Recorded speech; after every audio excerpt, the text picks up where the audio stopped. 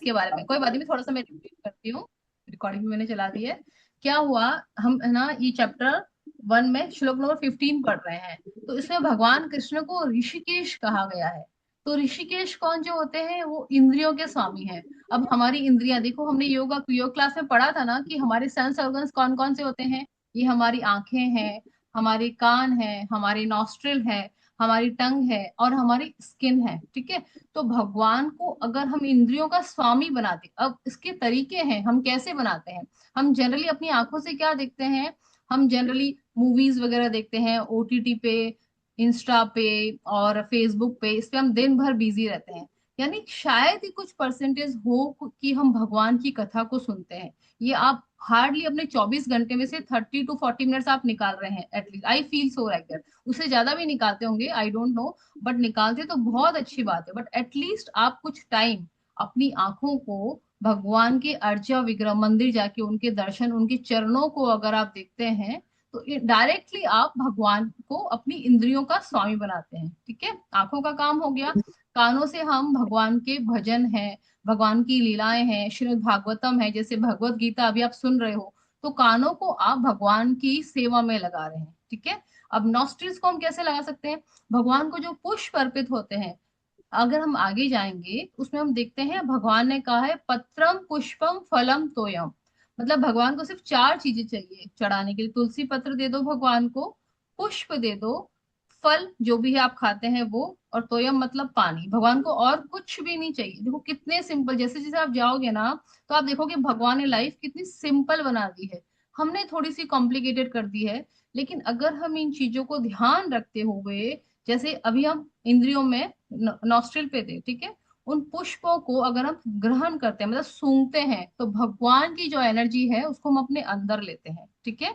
और अपने टंग को हम कैसे लगा सकते हैं, टंग को हम भगवान का जो प्रसाद होता है, जो भी हम भोग खाते हैं, ठीक है, जो भी हम खाना खाते हैं, वो खाना खाने से पहले अगर हम भगवान को अर्पित करते हैं, थैंक यू भगवान आपके कर्म में खाना खा पा रही हूँ, आपका ये प्रसाद है, उसे एज अ प्रसाद आप ग्रहण करते हैं, तो वो डायरेक्टली भगवान की सेवा होती है। मतलब 24 आवर्स में अगर हम भगवान को कुछ ना कुछ जो भी हमारी एक्टिविटीज में इन्वॉल्व करते हैं, क्योंकि ये जो हमारी इंद्रियां हैं 24 आवर्स काम करती हैं। तो जिसने 24 आवर्स अपने सेंस ऑर्गन्स को, सेंस अपने खुद के सेटिस्फेक्शन के लिए ना लगाकर भगवान के लिए लगाया, उसकी जिंदगी में कोई दुख तो रहेगा ही नहीं। आप देखिएगा। तो इसमें भगवान ने एक चीज और बोली है, चैप्टर 9 में आएगा, योग शिवम वहामि अहम। योग मतलब भगवान से जुड़ना। अभी तक हम लोग योग मतलब एक्सरसाइज वगैरह जोड़ करते थे, तो उसे योग नहीं कहते। योग मतलब अपनी आत्मा को परमात्मा से जोड़ना। तो जो इस योग में पारंगत हो जाता है 100%, ठीक है, भगवान को अनन्य भाव चाहिए। भगवान को ऐसा नहीं है कि आधा भाव इधर आधा भाव इधर, कैसे आधा आधा, उसको मैं डिटेल में बाद में बात करूंगी, ठीक है। अभी हम सिर्फ थोड़ा इंट्रो पे जा रहे हैं। तो योग शेवम वहामि अहम, मतलब भगवान कहते हैं कि जो कुछ तुम्हारे पास है उसकी मैं सुरक्षा करता हूँ, और जो कुछ तुम्हें चाहिए उसको मैं प्रदान करता हूँ, ठीक है। तो ये कैसे हो जाएगा, सबसे सिंपल मेथड भगवान ने बताया है कि हमारे सेंस ऑर्गन्स को आप भगवान की सेवा में लगाओ। तो यहाँ पे अर्जुन ने यही किया है। अर्जुन ने कहा, हे इंद्रियों के स्वामी, अब मैं आगे क्या करूं, ठीक है। समझ में आया। देखो एक ऋषिकेश के पीछे कितना गूढ़ अर्थ छुपा हुआ है। और यही भगवत गीता को अगर सिंपली अपने से पढ़ते ना, तो आप सिंपली इंद्रियों के स्वामी पढ़ के आगे निकल जाते, आपको ज्यादा कुछ समझ में नहीं आता। तो इसीलिए किसी भी, अगर आप मतलब किसी के अंडर में पढ़ते हैं, जैसे मैंने भगवत गीता पढ़ी है, अगर मैं आपको उसको एक्सप्लेन कर रही हूँ तो आप उसको और इजीली समझ समझ पाओगे। और अभी आप ये बात समझ गए हैं तो आप किसी और को और अच्छे से समझा पाओगे, ठीक है। समझ में आया ना, इस तरीके से। चलिए आगे चलते हैं इसमें। तो इस श्लोक में भगवान कृष्ण को ऋषिकेश कहा गया है क्योंकि वे ही समस्त इंद्रियों के स्वामी हैं। हम लोग पेज नंबर 39 पे हैं, प्रभु जी मिला ना आपको। हम्म। सारे जीव उनके ही भिनांश हैं, ये जो सब आत्माएं हैं हम लोग उनके ही अंश हैं। अतः जीवों की इंद्रियां भी उनकी ही इंद्रियों के अंश हैं, ठीक है। अभी इसमें इंपॉर्टेंट पॉइंट है, देखिए, क्योंकि निर्विशेषवादी जीवों की इंद्रियों का कारण बताने में असमर्थ है। अभी निर्विशेषवादी कौन है, निर्विशेषवादी यहाँ पे है कि जो भगवान का निराकार रूप की पूजा करते हैं। निराकार रूप मतलब भगवान को एक एनर्जी मानते हैं, भगवान को एक ज्योति मानते हैं, लाइट मानते हैं, या फिर अब आंखें बंद करके यहाँ पे सोचते हैं कि हम भगवान को यहाँ फील करेंगे इस तरीके से। लेकिन एक बात सुनिएगा, भगवान ने रामचरितमानस में क्या कहा है, आपको ये लाइन शायद याद होगी, सगुण उपासक पर हित, निरत निधि दृढ़ नेम, तेनर प्राण समान मम, जिनके द्विजपद प्रेम। मतलब भगवान ने बोला है कि सगुण उपासक, सगुण मतलब भगवान का साक्षात विग्रह, अर्चा विग्रह। मैं यहाँ पे निराकार रूप की बात नहीं कर रही, मैं यहाँ पे भगवान के साकार रूप की बात कर रही हूँ।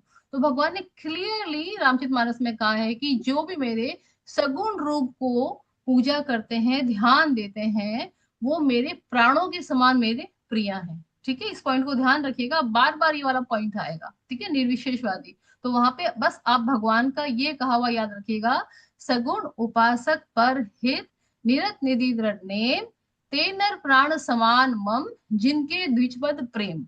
ठीक है, आगे चलते हैं अब इसमें। चूंकि निर्विशेषवादी जीवों की इंद्रियों का कारण बताने में असमर्थ है, वो नहीं बताते कि ये जो हमें इंद्रियां मिली है उसका क्या कारण है।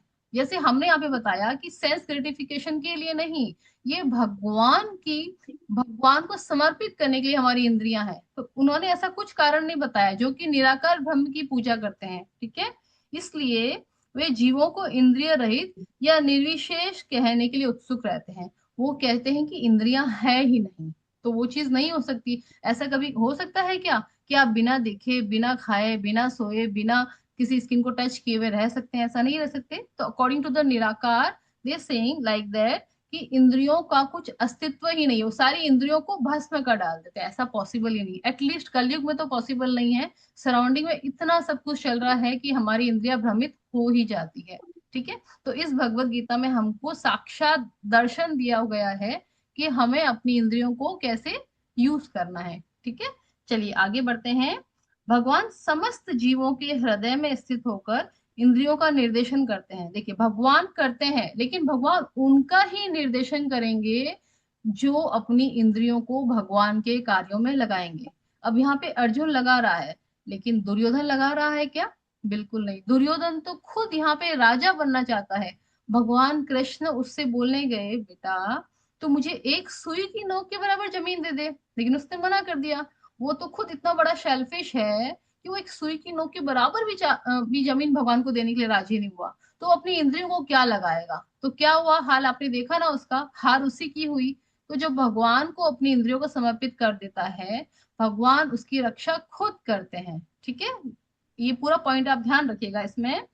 किंतु वे इस तरह निर्देशन करते हैं कि जीव उनकी शरण ग्रहण कर ले। ठीक है, भगवान खुद चाहते हैं, क्योंकि कोई भी फादर है वो चाहेगा कि उनका बेटा कष्ट में रहे? कोई भी फादर नहीं चाहेगा। तो भगवान हमारे परम पिता हैं, वो खुद चाहते हैं कि हमारे बच्चे, मेरे बच्चे एकदम अच्छे से सुख से रहें। लेकिन जब बच्चे ही इतने बदमाश हैं तो भगवान क्या करेंगे, पिता क्या करेगा? पिता तो यही बोल सकता है ना कि बेटा तू आ जा, तू मेरी बात सुन ले। लेकिन अगर नहीं सुनेगा तो भगवान भी छोड़ देते, ठीक है बेटा, तेरे को जो करना है कर, तेरे को आग में जलना है जल, तेरे को कांटों में चलना है चल, तेरे को अपने पैरों को जलाना है जला। सेम दुर्योधन को भी ऐसे छोड़ दिया। ऐसी बात नहीं कि दुर्योधन जो है वो भगवान का बेटा नहीं है, लेकिन उसने समर्पित ही नहीं किया अपने आप को, उसने भगवान को भगवान माना ही नहीं, उसने भगवान को अपना पिता माना ही नहीं। ठीक है, तो भगवान कहते हैं अगर तुम मेरे पास आओगे तो मैं तुम्हें जरूर, मतलब तुम्हारी इच्छाओं को पूर्ण करूंगा, तुम्हें जो भी दुख है उनको मैं सॉल्व करूंगा। नहीं सॉल्व करोगे तो एटलीस्ट तुम्हें इतनी हिम्मत दूंगा कि तुम उस दुख को सहन कर सको। ठीक है, चलिए आगे चलते हैं इसमें। भगवान समस्त जीवों के हृदय में स्थित होकर उनकी इंद्रियों का निर्देशन करते हैं, किंतु वे इस तरह का निर्देशन करते हैं कि जीव उनकी शरण ग्रहण कर ले। और विशुद्ध भक्ति इंद्रियों का तो प्रत्यक्ष निर्देशन करते हैं। विशुद्ध भक्त कौन होते हैं? जो कि 100% डिवोशन है भगवान का, एक सेकंड में उनका इधर से उधर नहीं होता। जैसे कि श्रील प्रभुपाद जी, जिन्होंने ये भगवत गीता लिखी है, वो 24/7 आवर्स भगवान के ही उसमें रहते थे। भगवत गीता लिखने में, श्रीमद् भागवतम लिखने में, इतनी बुक्स लिखी है ना उन्होंने। तो आप अगर उन बुक्स को पढ़ोगे तो आई एम दैट श्योर कि आपको भगवान कृष्ण से प्यार तो हो ही जाएगा। क्योंकि ये मेरा खुद का पर्सनल एक्सपीरियंस है। ये स्टार्टिंग है, जस्ट आपने सिर्फ पहली बुक उनकी हाथ में ली है। तो भगवान से प्यार करना है तो उनकी किताबों को आपको पढ़ना पड़ेगा। ठीक है, आगे चलते हैं। यहाँ कुरुक्षेत्र की युद्ध भूमि में भगवान कृष्ण अर्जुन की दिव्य इंद्रियों का निर्देशन करते हैं, इसलिए उनको ऋषिकेश कहा गया है। भगवान के विविध कार्यों के अनुसार उनके भिन्न भिन्न नाम हैं। तो यहाँ पे भगवान के नामों को बताया गया है। नामों को हम थोड़ा सा ध्यान से सुनते हैं। उनका नाम एक मधुसूदन है, क्योंकि उन्होंने मधु नाम के राक्षस को मारा था, इसलिए उनको मधुसूदन कहते हैं। दूसरा है यहाँ पे, गोवो तथा इंद्रियों को आनंद देने के कारण गोविंद कहलाते हैं। गायों को और इंद्रियों को, ऐसा नहीं है कि इंद्रियों को ने संकुचित कर दिया। देखो सिंपली सी बात है, मैं प्रैक्टिकल एक्सपीरियंस आपको बताती हूँ क्या करना है।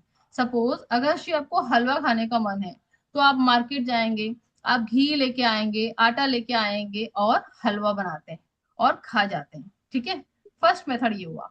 अभी सेकंड मेथड क्या हुआ, आप मार्केट जाते हैं, आटा लेके आते हैं, घी लेके आते हैं और हलवा बनाते हैं, और उस हलवे को पहले भगवान को चढ़ाते हैं तुलसी पत्ता डाल के, और फिर ग्रहण करते हैं, फिर आप खाते हैं, एज अ प्रसाद आप खाते हैं। तो वो हुआ अपना, आपका सेंस ग्रेटिफिकेशन हो रहा है, लेकिन बीच में किसको लेके आए, आप भगवान को लेके आए। तो ये चीज हमें टेक्निक करनी है। अभी तक हम सिर्फ ऐसे ही खाए जा रहे थे, तो यही दोषारोपण लगता है, यहीं पर हम पाप के भागी बनते हैं। कि एक एग्जांपल देती हूँ, अगर आप किसी के घर पर जाते हैं और एज अ गेस्ट आप मतलब जा रहे हैं, और आप बिना कुछ पूछे उनके फ्रिज में से आपने निकाल दिया, जो भी है, ब्रेड निकाल दिया, बटर निकाल दिया, फ्रूट्स निकाल दिया, खा लिया। तो आप एज अ गेस्ट है, चलो आप एज अ ओनर मान लो, कोई और गेस्ट आया, सपोज मैं आ गई, ठीक है, और मैंने खा लिया, तो आपको कैसा लगेगा, कैसा गेस्ट है यार, ये बिना कुछ पूछे ही मेरे घर पे आके बिना मुझसे पूछे खा रहा है, कैसा लगेगा। प्रैक्टिकली सोचना है इस चीज को। तो सेम चीज यहाँ पे है कि भगवान यहाँ पे पूरा जो हमारा संसार है उसके स्वामी है, ठीक है। भगवान ने हमको यहाँ पे धरती पर भेजा है। अब बिना भगवान को हम याद किए हुए उन चीजों को खा रहे हैं, तो कैसा लगेगा भगवान को, सोचो आप। प्रैक्टिकली जब अपने ऊपर हम सोचते हैं ना उस चीज को, तो समझ में आता है कि हाँ हम कितना गलत कर रहे थे। तो धीरे धीरे हमारे नेत्र चक्षु खुलने लगते हैं और हम समझते हैं कि हमें क्या करना है। ठीक है, समझ में आया इस प्रैक्टिकल एक्सपीरियंस से। तो जब भी आप कुछ खाएंगे, तो आप सोचिएगा भगवान के बारे में, तो डायरेक्टली भगवान को अर्पित होगा वो। ओके, अभी सिर्फ मेंटली बता रही हूँ, इसमें एक मेथड और है, बट हम आगे आगे धीरे धीरे जाएंगे तो मैं इसको डिस्क्लोज करूंगी। ठीक है, नेक्स्ट पढ़ते हैं। वे गौओं तथा इंद्रियों को आनंद देने के लिए गोविंद कहलाते हैं। वसुदेव के पुत्र होने के कारण उनका नाम वासुदेव है। देवकी को माता रूप में स्वीकार करने के कारण उनका नाम देवकी नंदन है। वृंदावन में यशोदा के साथ बाल लीलाएं करने के कारण उनका नाम यशोदा नंदन है। देखो कितने नाम लिए हुए हैं इसमें। अपने मित्र अर्जुन का सारथी बनने के कारण पार्थ सारथी है। इसी कारण उनका एक नाम ऋषिकेश है, क्योंकि उन्होंने कुरुक्षेत्र के युद्ध स्थल में अर्जुन का निर्देशन किया। ठीक है, देखो कितने नाम आ गए, हम यहीं पे काउंट कर लेते हैं।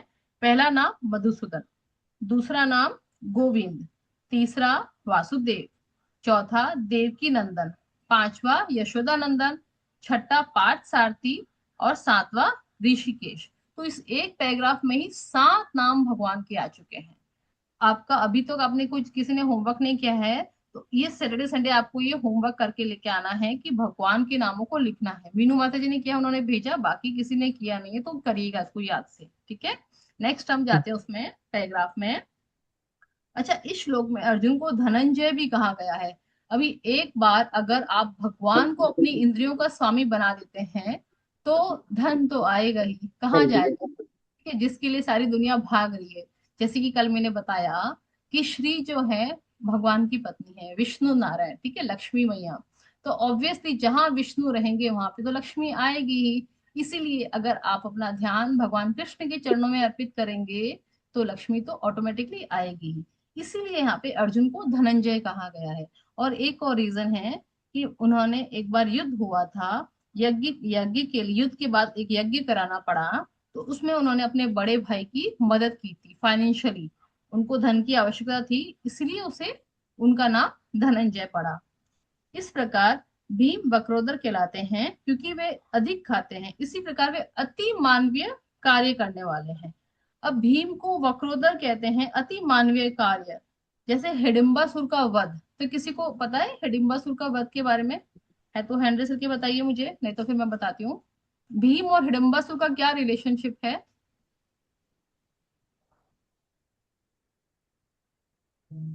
Any idea? दीपा माता जी को पता है? वीना माता जी, अंशु माता जी, किसी को नहीं पता? चलो ठीक है, मैं बताती हूँ। लक्षा ग्रह में, अंशु माता जी पता है भीम और हिडम्बासुर का क्या रिलेशनशिप था, कौन थे? ठीक है, मैं बताती हूँ क्या करना है, देखो। याद लक्षा, नहीं है। याद नहीं है, ठीक है, कोई बात नहीं। इसको सुनेंगे फिर अभी याद रहेगा अभी आपको हमेशा। हाँ हाँ जी, प्रभु हाँ जी जी। बताइए। हरे कृष्णा प्रभु जी बताइए, अनम्यूट करिए। अच्छा जी, भीमासुर तो एक राक्षस था। हाँ बिल्कुल। भीमासुर की बात कर रहे हो ना, भीमासुर तो एक राक्षस था। हाँ बिल्कुल। और भीम, भीम था जो मतलब क्या के बलवान था हाँ और ईश्वर भगत था। हाँ राइट। ईश्वर, ईश्वर का भक्ति करता था। लेकिन हाँ भीमासुर में ऐसा कुछ नहीं था। वो तो राक्षस प्रवृत्ति का आदमी था, हाँ तांत्रिक था। हाँ बिल्कुल बिल्कुल बिल्कुल बिल्कुल सही कहा प्रभु जी, वेरी गुड, बहुत ये अच्छा, हरी बोल, बहुत अच्छा। इसको थोड़ा सा डिटेल में बताती हूँ मैं, कि पांडव जब है ना लक्षाग्रह में कैद हो गए थे। लक्षाग्रह मतलब जैसे लाख की चूड़ियां होती है ना, जिनसे आजकल जयपुर में बहुत प्रचलित है ये लाख की चूड़ियां, तो वो अग्नि में बहुत जल्दी जल जाती हैं। तो कौरवों ने ना बहुत ही मतलब उनके साथ में गेम रचा था। एक महल था, वो लक्षाग्रह लाख का बना हुआ था, और बाहर से आग लगा दी, और उसमें वो मतलब वो जल जाते, ऐसा उनका था। बट भगवान कृष्ण की कृपा उनके ऊपर थी। तो जिसके ऊपर भगवान की कृपा होती है उसका तो बाल भी बांका नहीं हो सकता। तो वो किसी तरह वो बाहर आ गए कुंती को लेके, और फिर वो एक वन में रहते थे। तो उसी वन में वो एक हिडम्बासुर नाम का राक्षस था। तो उसको जो मनुष्य की जो गंध आती थी, उससे वो पहचान जाता था कि वहां पे मनुष्य है, दूर तक भी होना तो पहचान जाता था। तो वो खुद नहीं गया, और उसने अपनी बहन हिडिंबा को भेजा वहां पे चेक करने के लिए कि देखो कुछ मनुष्य आए हुए हैं, मानव आए, मानव की उसको गंध आ गई थी। तो हिडिंबा गई, और वहां पे देखा सारे पांडव थे, कुंती महारानी थी, द्रौपदी रानी थी। तो देखा भीम को उन्होंने। तो भीम को जब उन्होंने देखा, तो भीम का जो शरीर था पूरा बहुत सुंदर और सुगठित शरीर था। तो भीम के शरीर को देख के वो पूरा मोहित हो गई उनके ऊपर हिडिंबा। तो मतलब वो जिस पर्पस के लिए आई थी वो भूल गई, और उसके साथ में रहने लगी। फिर बाद में मतलब रहने लगी इन सेंस वहां वहीं पे रहेगी, और मतलब उसको मारा ही नहीं। फिर हिडिंबासुर आया। तो हिडिंबासुर ने देखा कि मेरी बहन को तो मैंने जिस पर्पस के लिए भेजा था उसने वो सॉल्व ही नहीं किया है, वो तो वहीं पे बैठी है। तो फिर हिडिंबासुर ने भीम को ललकारा। तो उन दोनों के पीछे मल्ल युद्ध हुआ, और हिडिंबासुर बहुत ही खतरनाक राक्षस था। मतलब जो मनुष्य की गंध लेके दूर से ही पहचान जाए, तो सोचो कैसा हो सकता है। मनुष्य तो उसके आसपास फटक भी नहीं सकता था। तो इतने खतरनाक युद्ध में उन्होंने, भीम ने हिडिंबासुर को मार गिराया। और इसीलिए उनको वक्रोदर कहते हैं, यानी कि अति मानवीय का सुपर हुमन वाला काम किया था भीम ने। इसलिए उनका ये नाम पड़ा, ठीक है। और उसके बाद में कुंती और युधिष्ठिर की इच्छा से हिडिंबा के साथ भीम की शादी हो गई, और फिर उनसे घटोत्कच नामक पुत्र उत्पन्न हुआ। और वो घटोत्कच का मंदिर मनाली साइड में है, शायद मनाली है, मुझे एग्जैक्टली हाँ वही होगा एग्जैक्टली। और वही घटोत्कच ने इतना सुंदर मतलब बहुत ही अच्छे तरीके से उन्होंने ये जो महाभारत में जो युद्ध हुआ था कुरुक्षेत्र, उसमें उन्होंने सहायता की थी, ठीक है। इसीलिए यहाँ पे उनका उल्लेख किया गया है, ठीक है। चलिए आगे पढ़ते हैं। अतः हरे कृष्ण पांडवों, माता जी। हाँ किसी ने ये कुछ पूछा? गणपति जो था, वो हाँ अपने खाटू श्याम जी का मतलब क्या था ये? खाट, नहीं नहीं, वो अलग थे। खाटू नाती श्याम जी था का या अलग था। पोता था? हाँ पोता था, हाँ right right Khatu right. Shyam ji, हाँ खाटू श्याम जी का। हाँ उनका रिलेशन है, राइट राइट, और खाटू श्याम जी भीम, वही अलग है, बट भीम उनके उसके रिलेशन क्या का में वो फादर है। थे? हाँ बिल्कुल सही कहा ये आपने, है। बिल्कुल बिल्कुल, बहुत अच्छा। चलिए आगे बढ़ते हैं। अतः पांडवों के पक्ष में श्री कृष्ण इत्यादि विभिन्न व्यक्तियों द्वारा विशेष प्रकार के शंखों को बजाए जाना युद्ध करने वाले सैनिकों के लिए अत्यंत प्रेरणाप्रद था। विपक्ष में ऐसा कुछ न था। न तो परम निदेशक भगवान कृष्ण थे, न ही भाग्य की देवी श्री थी, अतः युद्ध में उनकी पराजय सुनिश्चित थी। शंखों की ध्वनि यही संदेश दे रही थी कि भगवान की ही यानी पांडवों की ही विजय होगी, ठीक है। ये हमारा श्लोक नंबर 15 यहाँ पे कंप्लीट होता है। अभी जो है ना, आप सब जने म्यूट करके रखिएगा, मैं बोलूंगी आप मेरे साथ में एक एक वर्ड करके बोलिएगा, ठीक है, नहीं तो फिर वो सब मिक्स हो जाता है। आप बोलेंगे, अंत विजयम राजा कुंती पुत्रो युधिष्ठर। हाँ अंतर्यं राजा कुन्तीपुत्रो युधिष्ठिरः हाँ, वेरी गुड। नकुलः नकुल सहदेवश्च सहदेवश्च। सुघोषमणिपुष्पको हाँ, वेरी गुड। आगे पढ़िए। तस्य परमे शिखण्डी च महारथ वेरी गुड। विरश्च धूमो विरश्च सप्तकी पराजित। सर्वपराजितः हम्म।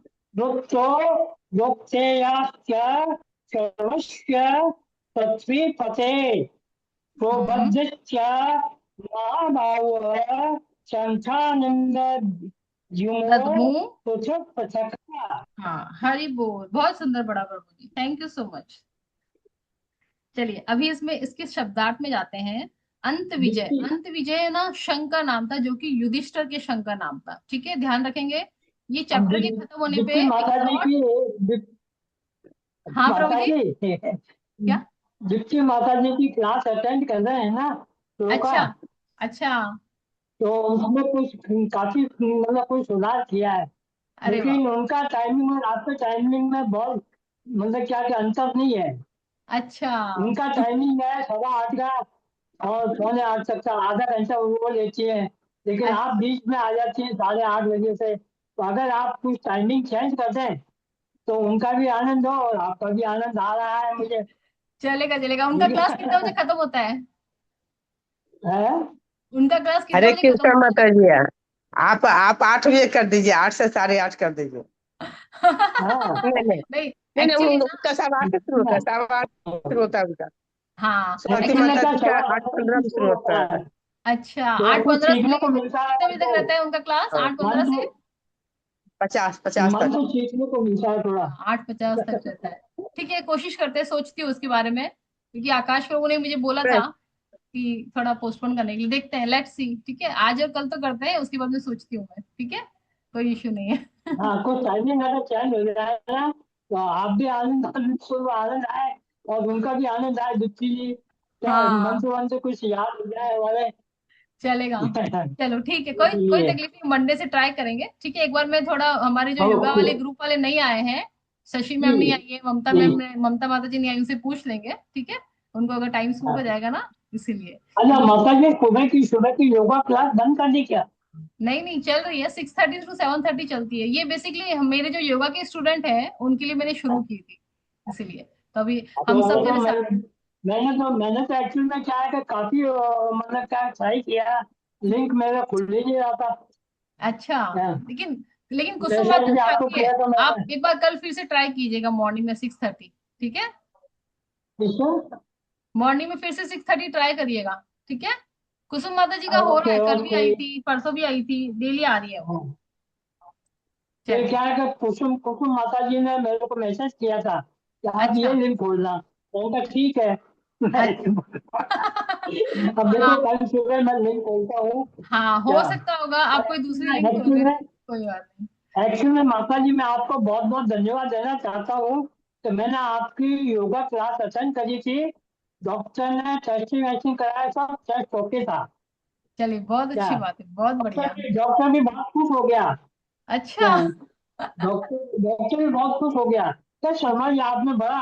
मैंने कहा था बाबा से डॉक्टर जय श्री की बहुत मेहरबानी है, उन्होंने योगा करवाया हमको अरे, और काफी फायदा हुआ। अरे प्रभु जी, तो बस इसलिए भगवान मैं की कृपा वापस है, आप खुद ही इतना खुश रहते हैं कि आप, बीमारी तो आपसे दूर ही भागेगी, इसलिए। हाँ, एक्चुअल में क्या है कि मैं वापस वो आपकी क्लास अटेंड करना चाहता हूँ, हाँ हाँ, इसलिए ट्राई कल, कल से कर आइएगा, रहा सुबह था। 6:30 बजे आ जाइएगा, ठीक है।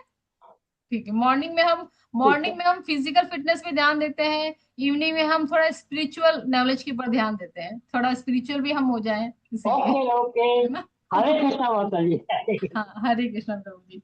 चलिए आगे पढ़ते हैं। इसमें अंत विजय जो थे वो युधिष्ठिर के शंख का नाम था, राजा कुंती पुत्र। मैं उसका शब्दार्थ पढ़ती हूँ, देखिएगा। युधिष्ठिर, नकुल, सहदेव, सुघोष और मणिपुष्प को जो उनके शंख के नाम थे, सुघोष और मणिपुष्प जो है वो नकुल और सहदेव का शंख का नाम हो गया। काशी मतलब काशी के राजा। च तथा परम ईशुआस मतलब महान धुरंधर कौन थे? शिखंडी। महारथ मतलब हजारों से अकेले लड़ने वाले, उनको महारथ कहते हैं।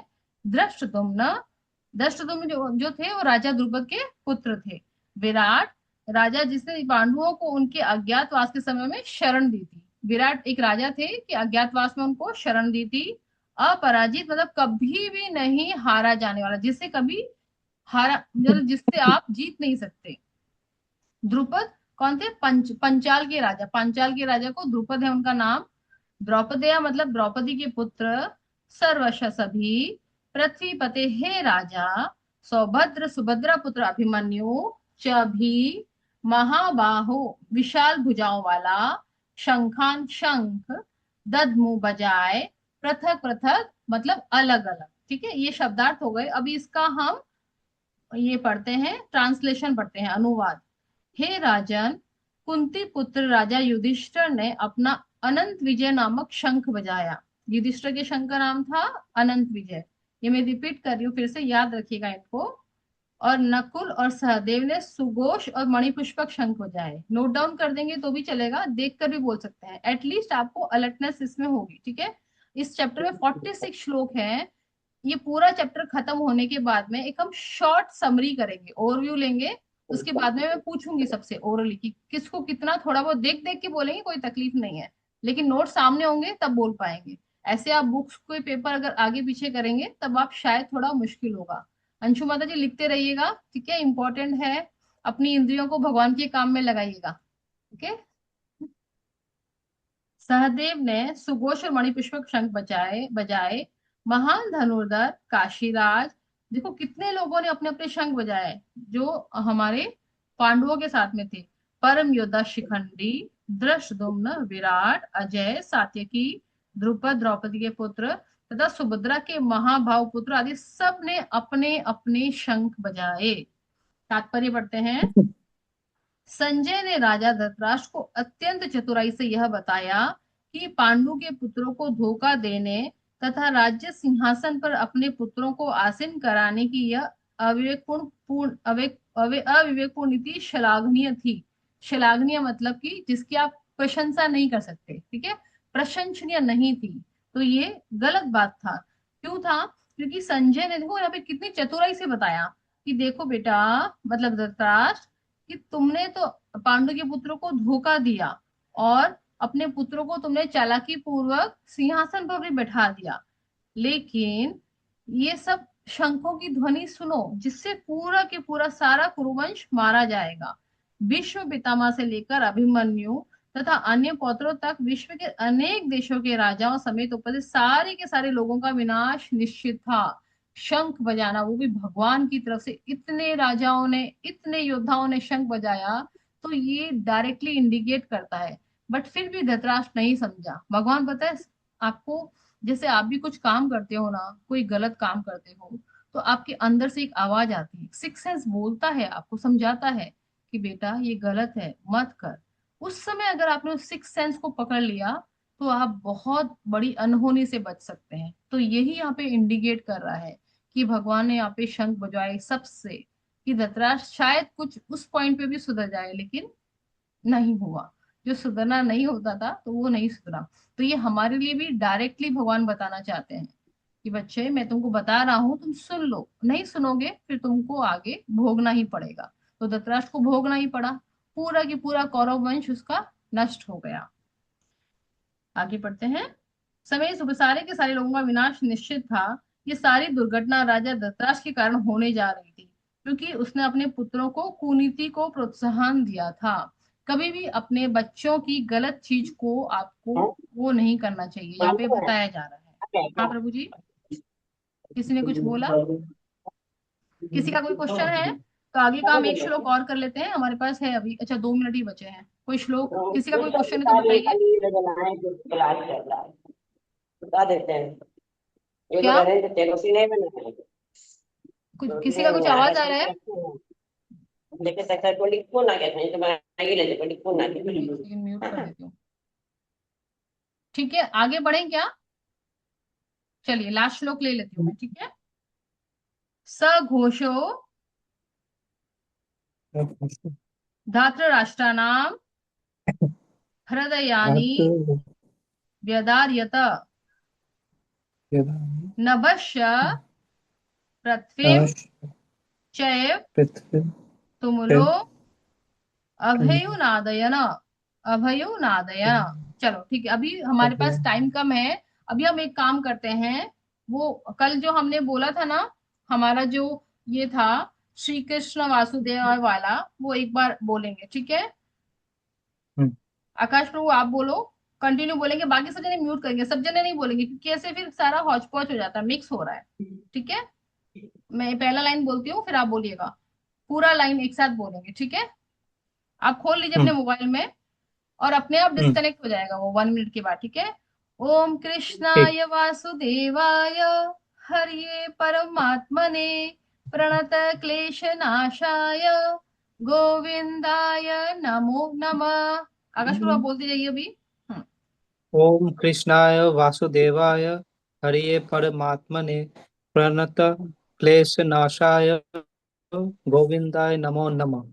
हाँ कंटिन्यू बोलते रहिए, अपने आप डिस्कनेक्ट हो जाएगा वो, हम, ठीक है, ओम बोलते रहिए। कृष्णाय वासुदेवाय हरिये परमात्मने प्रणत क्लेश नाशाय गोविंदाय नमो नमः। ओम कृष्णाय वासुदेवाय हरिये परमात्मने प्रणत क्लेश नाशाय गोविंदाय नमो नमः। ओम कृष्णाय वासुदेवाय हरिये परमात्मने प्रणत क्लेश नाशाय गोविंदाय नमो नमः। ओम कृष्णाय वासुदेवाय हरिये परमात्मने प्रणत क्लेश नाशाय गोविंद गोविंद। नमो नमः। Very good.